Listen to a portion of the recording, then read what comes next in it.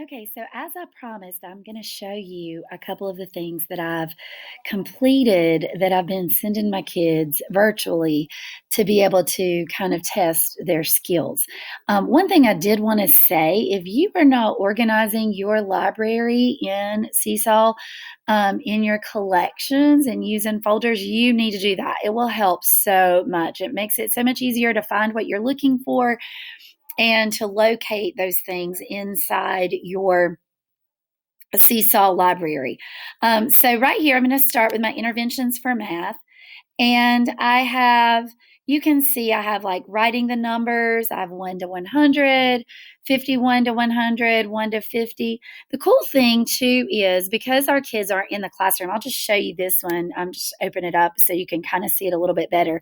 So you can see like I have the 1, the 30, and the 50 written, and they actually take the drawing tool and they write on there. But they have to record themselves while they write the numbers. And what this has helped me, which I didn't even think about when I made this, and it's actually been a little extra thing that I've been able to see. I can see how they write their numbers. So I've been able to give some instructions, implicit instructions on handwriting to go along with this as well, because I've noticed that a lot of my kiddos that, if you're a teacher, you know that they do this. They write from the bottom up instead of the top down. Well, because they're recording themselves, I can actually see that pen um, travel. I can see the direction, the pen direction travel, the pen travel direction. That's what I was trying to say. And so I can actually see how they're writing those. And I can notice reversals, immediate reversals, because a lot of times, like if they do it ahead of time, and they don't record it, they may have fixed that or self-corrected that, or their parents are helping them and their parents correct them before they turn it in. So I don't even know that that's the case in that. So this has been a very helpful thing for me to be able to see. So I'm very appreciative that I thought of it. I don't know, it just came to me to do.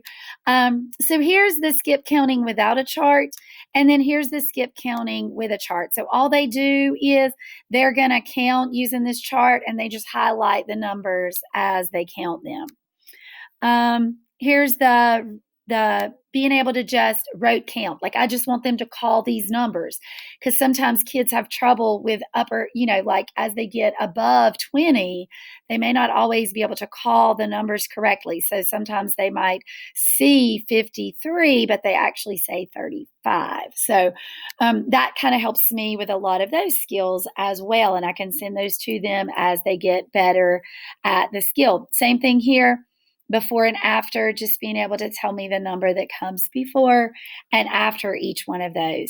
And then in my library, I also have interventions for reading. And so with this, I have quite a few different things. So I have letter sounds, and this one's the letter sounds out of order.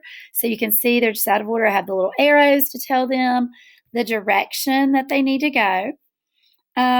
I have letter naming out of order, and the directions tell them what to do for each one of those.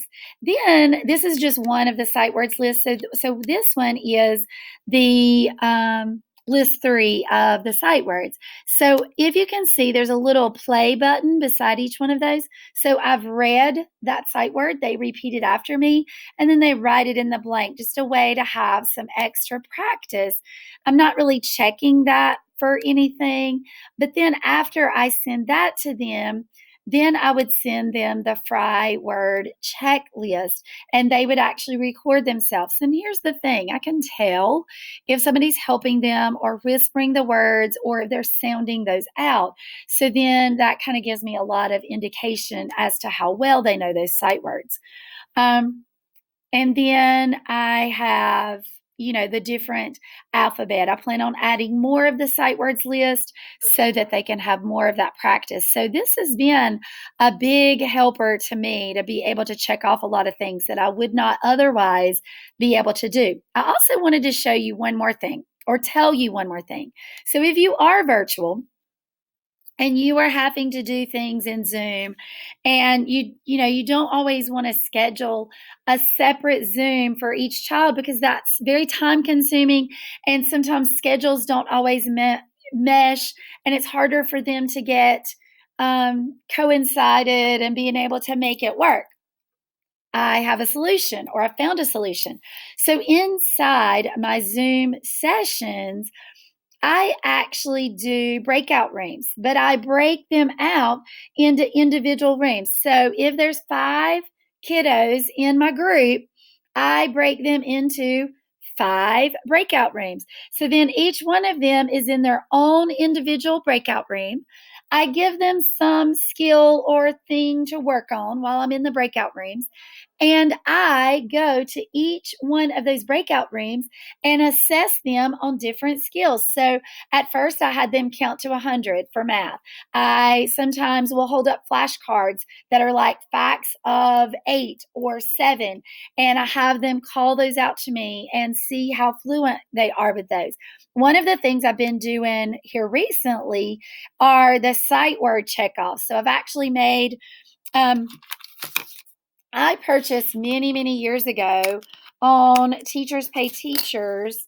I purchased these from Tunsdale, these sight word checkoffs, and so I actually took the words, posted them into PowerPoint, and then every week I check my kids off, and they get different stickers depending on, you can see like this child has like their 3 stickers, and I put like dates beside when I check those off.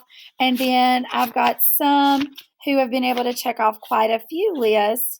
And so I've been able to do that. You can see like this child has been able to check off a lot of their lists.